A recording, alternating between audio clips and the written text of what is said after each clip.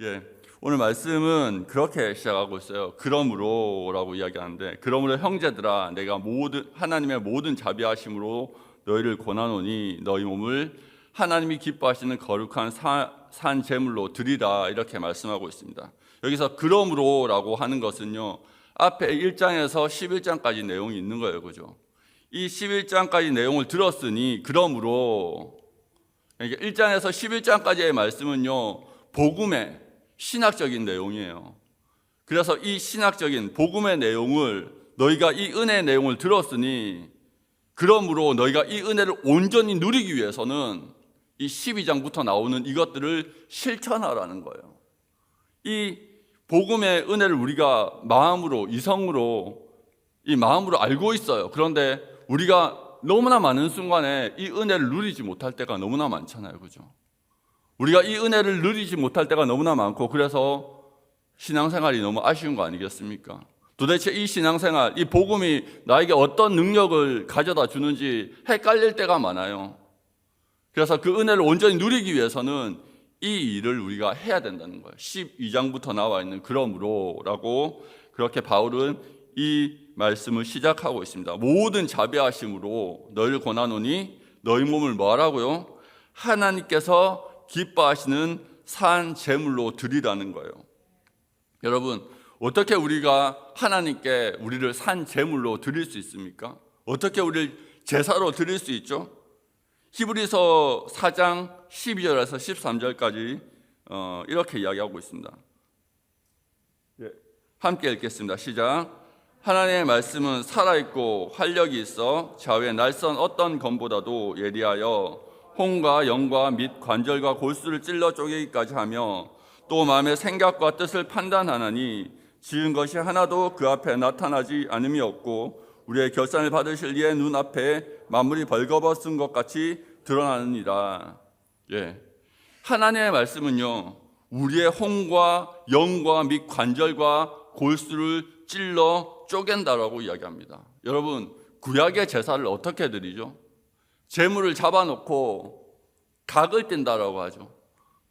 제물의 모든 관절과 이 모든 것들을 각을 떠서 그것들을 제단 위에 올립니다.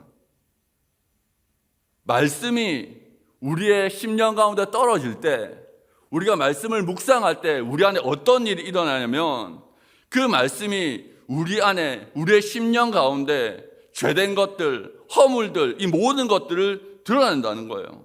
그렇게 드러내서 우리가 그 성령 안에서 우리를 하나님 앞에 드릴 때, 여러분, 제사에서 쓰이는 불이 뭐죠? 하나님께서 허락하신 불이에요. 하늘의 불이란 말이에요. 구약 성경에서 나답과 아비후, 누구죠? 아론의 첫째, 둘째 아들이 하나님께서 허락하지 않은 불을 가져다가 제사 드렸다가 어떻게 되니까 홀랑 타 죽죠. 홀랑 타 죽습니다. 하나님께서 하늘에서 내려주신 불이 있어요. 그 불로 제사를 드리는 거예요. 그러면 그 나의 죄가 전가된 그 제물이 하늘의 불에 의해서 태워지면서 하나님께서 그 연기를, 그 냄새를 거룩한 향기로 흠양하신다라고, 기뻐하신 향기로 흠양하신다라고 이야기합니다. 우리가 하나님의 말씀을 듣고 하나님의 말씀을 우리의 마음 가운데 새기고 그렇게 할 때 그 말씀이 우리의 심령을 감동케 하고 우리의 모든 심령을 뒤집어 엎어서 우리 안에 모든 허물들과 죄들과 우리 안에 결단하지 못한, 하나님을 닮지 못한 모든 것들을 드러내요. 그리고 그 안에서 우리가 회개하고 성령의 은혜를 구할 때 우리의 삶이 변화되는 거예요. 우리의 생각이 변화되는 거예요. 우리의 마음이, 우리의 심령이, 우리의 자아가 변화되는 겁니다. 그게 바로 하나님 앞에 거룩한 우리의 삶을 제사로 드리고 우리의 삶을 제물로 드리는 시작이 뭐라고요? 여러분들이 날마다 하나님 앞에 무릎 꿇고 말씀을 묵상하는 그 시간이 바로 우리의 삶을 하나님 앞에 거룩한 산제사로 드리는 첫 시작이라는 거예요. 여러분, 내가 하루에 기도 20분 이상 한다. 네, 알겠습니다. 여러분, 그게 시작이에요. 여러분, 하나님을 따르는 것은요, 어렵지 않아요. 그런데 어려운 이유가 뭔지 아세요? 가장 기본적이고 너무 흔해서 쉽게 지나친다는 거예요. 여러분, 사실 우리가 하나님의 말씀을 많이 들었잖아요. 예배를 많이 드렸잖아요. 특히 오후 예배까지 참석하시는 여러분들은요, 아주 많이 들었잖아요. 여러분들이 아는 지식은요, 이미 차고 넘쳐요. 근데 그 은혜를, 그 복음의 은혜를 왜 경험하지 못할까요? 가장 기본적인 하나님 아버지께 나의 하루를, 첫 시작을 이렇게 드리지 못하기 때문이에요. 그 말씀이 내 마음 가운데 있는 모든 허물들과 죄와 하나님을 닮지 않는 모든 부분들을 드러내도록 그 말씀 앞에 나를 드리지 못하기 때문이죠. 그렇게 우리가 하나님 앞에 우리의 자아를, 나를 내려놓는 시간을 가질 때 주님은 우리의 마음을 변화시키시고 우리가 하나님의 시선을 가지도록 하십니다. 여러분, 우리는 많은 순간에, 우리 그리스도인들은요, 많은 순간에 세상을 본받지 않으려고 해요. 세상을 따라가면 안 된다는 걸 알아요. 그런데 따라가잖아요. 왜 그렇습니까? 순서가 잘못된 거예요. 따라가지 않기 위해서 노력하는 게 먼저가 아니고요, 나를 먼저 드리는 자만이 하나님의 영에 의해서 세상의 악한 것들과 나쁜 것들과 하나님께 반하는 것들을 분별할 수 있는 눈을 하나님께서 허락하시는 거예요. 지혜와 계시의 영이신 예수 그리스도의 영께서 우리 가운데 오셔서 세상에 있는 모든 악한 것들을 분별하게 하시는 그 영을 우리가 부어주신다는 거예요. 그때서야 우리가 세상을 향하여 나아가지 않지, 내가 내 힘으로 세상을 이길 수 없는 거죠. 여러분, 그렇게 우리가 먼저 우리의 시간을, 우리의 마음을 말씀 앞에, 주님 앞에 올려드릴 때 우리는 세상을 본받지 않고 예수 그리스도를 따라서 갈 수 있는 그런 힘을 얻게 됩니다. 자, 3절에 한번 볼까요? 3절에 보면은 내게 주신 은혜로 말미암아 너희 각 사람에게 말하노니 마땅히 생각할 그 이상의 생각을 품지 말고 오직 하나님께서 각 사람에게 나누어 주신 믿음의 분량대로 지혜롭게 생각하라. 강론이에요. 처음에 제가 말했던 부분은요, 총론이고요. 어떻게 우리가 주님을 따라갈까 하는 총론이에요. 그리고 강론이 나오는 거예요. 강론의 첫 시작이 뭐예요? 마땅히 생각할 그 이상의 생각을 품지 말고 오직 하나님께서 각 사람에게 나누어 주신 믿음의 분량대로 지혜롭게 생각하라. 여러분, 우리는요, 완벽하잖아요. 우리는요, 모든 것을 다 가지고 있지 않아요. 제가요, 고백하자면 청년 때 제 친구 중에 부산대학교 상학과를 나온 친구가 있었어요. 그 친구 항상 저한테 이야기했어요. 영근아, 너는 참 노래는 못하는데 찬양은 잘한다고. 찬양이 은혜가 된대요. 그런데 노래는 못한대요. 이걸 어떻게 받아들여야 되나. 그리고 그 이후로 사역하면서 전도사 때 또 새끼 목사 때 이게 이 부교육자를 뽑는데 찬양 잘하는 사람을 그렇게 뽑더라고요. 제가 또 은혜는 되는데 노래를 못하잖아요. 어찌나 튕기든지 너무너무 힘들었거든요. 왜 주님은 나에게 찬양의 은사를 주시지 않으셨는가. 그래서 저는요, 찬양의 은사를 가진 사람 옆에 항상 붙어 있으려고 굉장히 노력했습니다. 교회 오니까 얼마나 좋은, 우리 영광교회 오니까 얼마나 좋은지, 찬양을 잘하는 사람이 너무 많은 거예요. 할렐루야. 여러분, 모든 것을 주지 않았어요. 예배를 인도하는데 여러분, 인도자만 있다고 예배가 드려지나요? 다윗이요, 고백을 해요. 자기가 왕이 된 이유는 누구 때문에? 이스라엘 백성 때문에. 이스라엘 백성이 없으면요, 왕이라는 다윗의 존재 자체가 무가치한 거예요. 여러분이 없으면 저의 존재 자체가 무가치한 거예요. 그리고 예배를 드리는데 설교만 한다고 그게 되나요? 찬양을 통해서 하나님 앞에 나아가야 되잖아요. 시편 120편에서 135편까지 어떤 노래요? 성전에 올라가는 노래. 절기 때 성전에 올라가는 노래가 있잖아요. 왜요? 우리의 마음을 열고 하나님 앞에 나아갈 때 뭐가 필요하다는 거예요? 찬양이 필요하다는 거예요. 그런데요, 저는요, 개척할 때 제가 막 생목소리로 막 부르니까요, 설교하기 전에 마음이 다 닫혀버린 거야. 설교하면서 다시 마음을 열어요. 얼마나 힘든지 몰라요. 감사합니다.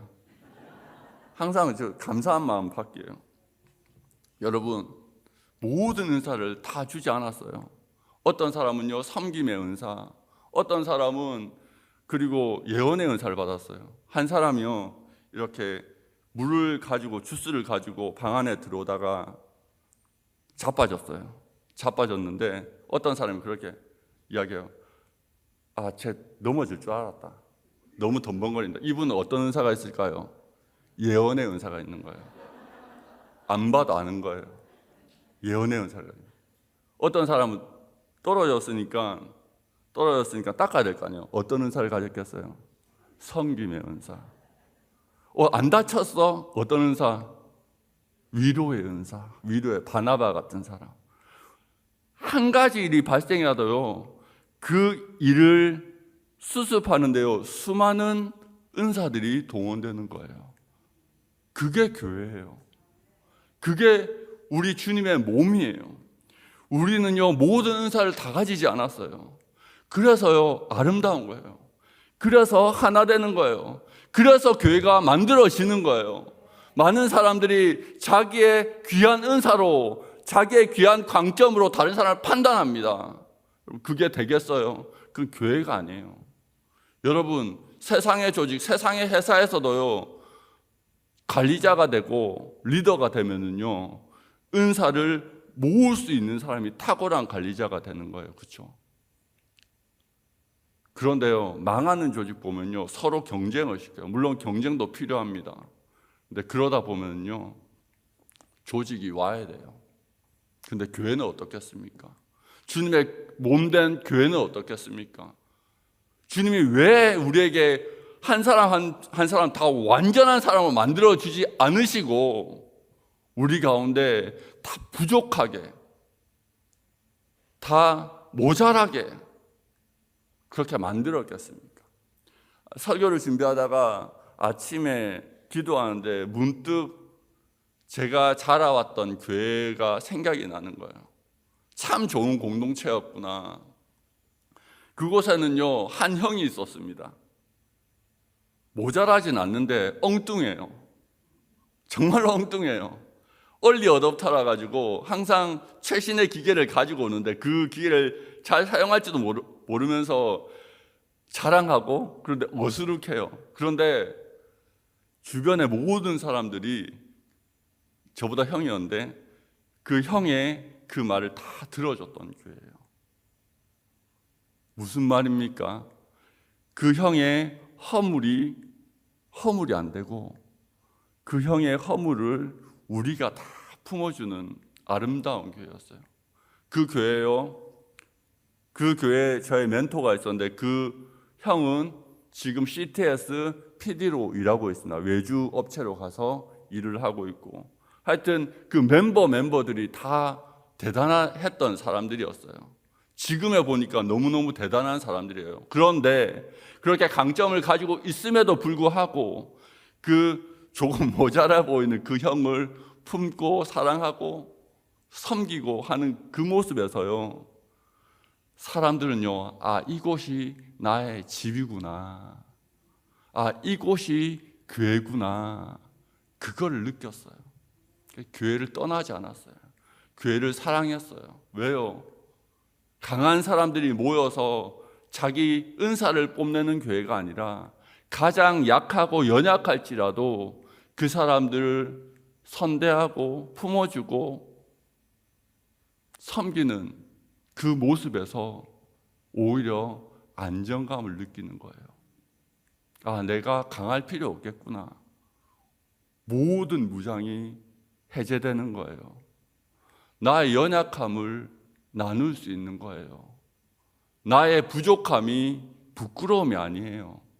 오히려 그 부족함을 내려놓으면 내려놓을수록 더 많은 사람들이 나를 사랑해 주는 거예요. 여러분, 셀리 나우에는 그렇게 이야기했어요. 진짜 강한 공동체는 연약함으로 만들어진다. 강해지지 않기를 축복합니다. 여러분이 너무 강하면요, 하나님이 일하실 수 없어요. 우리가 약한 데서 강해지는 하나님을 충분하게 경험하시는 저와 여러분들 되었으면 좋겠습니다. 여러분 다윗 너무 잘 아시죠? 다윗이 어떤 사람입니까? 이스라엘 위대한 왕이었습니다. 위대한 왕이었어요. 근데 다윗이 완전했나요? 여러분, 다윗은요, 어떻게 보면 참 어중간한 사람이에요. 다윗은요, 굉장히 어중간한 사람이었어요. 왜요? 그 전대 왕이었던 사울은요, 다른 사람보다 머리 하나가 컸던 사람이에요. 풍채고 또 단단하고 카리스마 넘쳤던 사람이에요. 다윗의 카리스마는요, 그 전대왕 사울보다 못했어요. 그리고 다윗 옆에 있었던 용사들이 있잖아요. 얼마나 싸움을 잘했어요. 얼마나 용맹했어요. 한 명이 전쟁에 나가면요, 그 부대 전체를 살려내는 어마어마한 일을 이렇게 내는 사람들이 다윗의 용사들이었어요.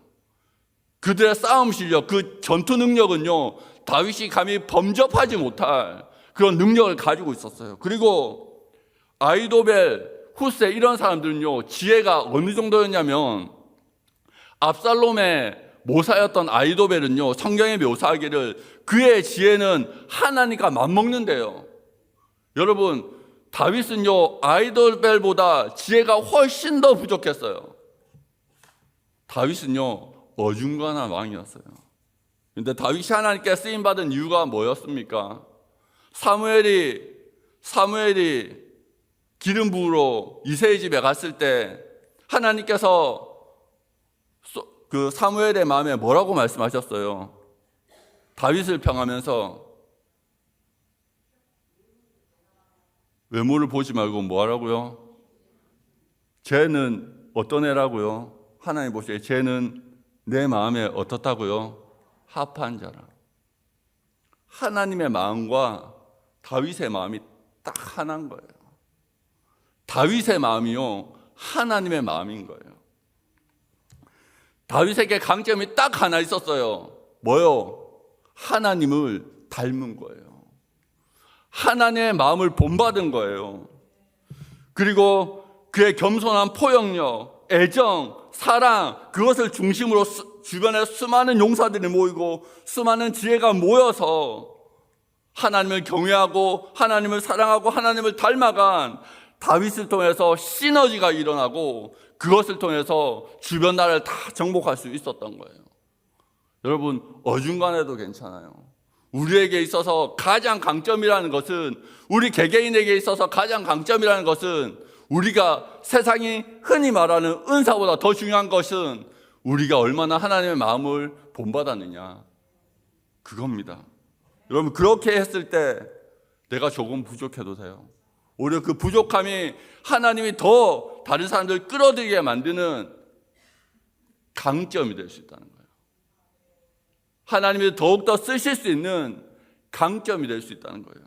여러분, 또 9절에 한번 봅시다. 9절에 사랑에는 거짓이 없나니 악을 미워하고 선에 속하라. 형제를 사랑하여 서로 우애하고 존경하기를 서로 먼저 하며 부지런하여 게으르지 말고 열심을 품고 주를 섬기라. 각자의 단점이 있고 허물이 있어요. 그런데 우리가 주님의 마음을 본받지 못하고 우리 안에 그 사랑이 없을 때 이론적으로는 약함을 통해서 우리가 강해질 수 있는, 우리가 약할 때 강한 주님을 주님을 경험할 수 있다는 것을 이론적으로는 알아요. 근데 우리 안에 사랑이 없다면 이론으로만 그칠 뿐이란 거예요. 이 모든 것 위에 사랑을 더해야 됩니다. 왜요? 허물을 덮어줘야 되거든요. 여러분, 허물을 덮어주는 건요, 너무나 귀합니다. 너무나 중요합니다. 그것이야말로 십자가입니다. 신앙생활을 오래 하는 사람들 가장 큰 약점이 뭡니까? 말씀을 많이 하는 사람들 약점이 뭐예요? 아는 게 많다 보니까요, 거슬리는 것도 많아요. 경험이 많다 보니까요, 거슬리는 게 많아요. 여러분, 이것이요, 은혜가 없고 사랑이 없으면요, 어떻게 되는 줄 아십니까? 율법이 돼요. 내 율법으로, 내 경험으로 다른 사람을 정죄하기 시작합니다. 신앙의 연수 중요하죠. 신앙의 경험 중요하죠. 그러나 그것만큼 중요한 것이 있는데 그 연수, 그 경험이 내 율법이 되지 않고 하나님의 사랑 안에서 은혜가 되어서, 그래, 나도 예전에 이런 실수를 했지, 저 아이도 실수할 수 있어 하고 덮어주는 은혜가 있어야 되고 사랑이 있어야 된다는 겁니다. 그래야지만 그 모든 허물을 덮고 하나님의 몸을 온전히 세울 수 있습니다. 사랑은 거짓이 없어요. 그리고 사랑은 다른 사람을 세워주는 것이 사랑입니다. 여러분, 사랑이 나를 위한 건가요? 사랑은요, 상대를 위한 거예요. 사랑에는 대상이 있어요. 그죠? 사랑에는 대상이 있어요. 사랑은요, 내가 사랑하는 대상이 아름다워지고 자라나고 성숙하기를 원하는 마음입니다. 대상이 훨씬 더 중요한 거예요. 나보다. 적어도 내가 아는, 제가 아는, 그리고 말씀에서 이야기하는 성경의 사랑은 그런 거예요. 예수님의 사랑은 그런 거예요. 그렇기 때문에 십자가를 지신 거잖아요. 그런데요, 많은 사람들이 교회에 다니면서 교회를 통해서 자기의 야망을 실현하려고 하는 사람도 많습니다. 무슨 뜻입니까? 한 영혼이 목적이 되어야 된다는 거예요. 이것을 어떻게 분별할 수 있죠? 여러분들이 하나님을 본받아 간다면 주님이 알려주실 겁니다. 그래서 이단도 분별할 수 있고, 그리고 교회에 들어온 이상한 형제들도 분별할 수 있고, 정말로 우리가 동력해야 될 예수 그리스도의 사람을 분별할 수 있을 겁니다. 그 기준이 뭐라고요? 사랑이라는 거예요. 여러분, 사랑하기로 힘쓰십시오. 사랑하기로 결단하십시오. 이거는요, 명령입니다. 우리의 명령이 아니고, 내 명령이 아니고 성경의 명령이에요. 예수님께서 돌아가시기 전날 밤 제자들에게 마지막으로 주신 계명, 내가 너희를 사랑한 것처럼 너희도 서로 사랑하라. 그게 계명이었어요.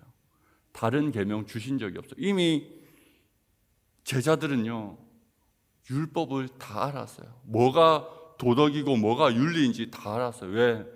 베드로, 그 무식해 보이는 베드로마저도요, 사도행전 보니까 내가 거룩하지 못한 것과 거룩한 것을 다 구별할 수 있는 것들을 어려서부터 다 배워 지켰다라고 이야기해요.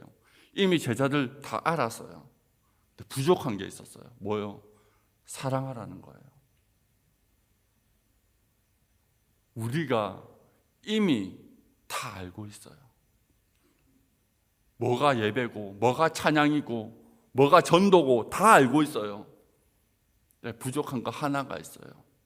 사랑하기로 결정하는 거예요. 그렇게 하면요, 결정하면요, 주님이 십자가를 보여주십니다. 내가 져야 될 십자가. 십자가가 뭐라고 그랬나요? 십자가가 뭐죠? 예수님께서 어떻게 십자가를 지셨죠? 바리새인과 서기관이 원하는 방법대로 십자가를 지신 거예요. 내가 원하는 방법대로 지는 십자가는 없습니다. 어떤 십자가가 있어요? 상대가, 원수가 원하는 방법대로 내가 죽어주는 게 십자가입니다. 되게 힘들겠죠. 그게 기쁨이 돼야 됩니다. 상대가 원하는 대로 죽어주는 것. 그게 십자가입니다. 그렇게 할 때에만 부활의 능력이 나타납니다. 십자가를 거쳐야만 부활의 능력이 나타납니다. 근데 어떻게 십자가로 가겠어요? 너무 힘들어 보이는데. 이 십자가 지기 너무 힘들어 보이는데. 여러분, 지금 머릿속에 한번 생각해 보세요. 내가 진짜 싫어하는 그 사람이 원하는 법대로 내가 죽어준다? 생각해 보십시오. 지금 생각해 보십시오. 죽어준다? 끔찍하잖아요. 그죠? 못해요. 어떻게 하겠어요? 예수님이 십자가 지시기 전날 밤 어디를 들리셨습니까? 겟세마네. 겟세마네 뜻이 뭐죠? 기름틀. 그곳에 자기를 짰어요. 땀방울이 핏방울이 될 때까지. 겟세마를 거치지 않으면 십자가로 갈 수 없습니다.